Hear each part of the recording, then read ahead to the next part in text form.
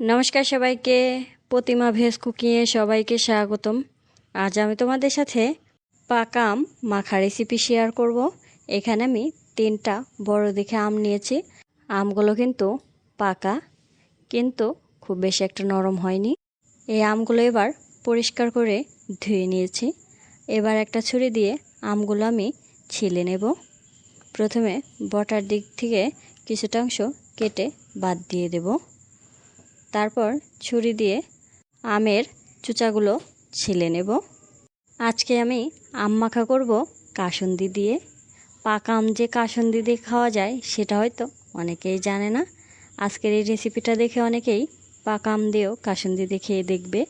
আশা করি খুবই ভালো লাগবে।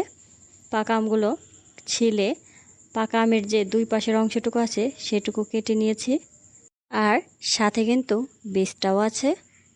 আমের চারিদিকেই কাসুন্দি দিয়ে দিয়েছি। এবার দিয়ে দেব পরিমাণ মতো বিট লবণ। তোমরা চাইলে এখানে কাঁচামরিচও দিতে পারো, আজকে আমি আর কাঁচামরিচ দিলাম না। এবার আমগুলোর সাথে কাসুন্দি আর বিট লবণটাও ভালো করে মাখিয়ে নেব। এভাবে আম মাখাটা কিন্তু খেতে খুবই দারুণ লাগে। আমি তো আমের সিজনে মাঝে মধ্যেই খেয়ে থাকি।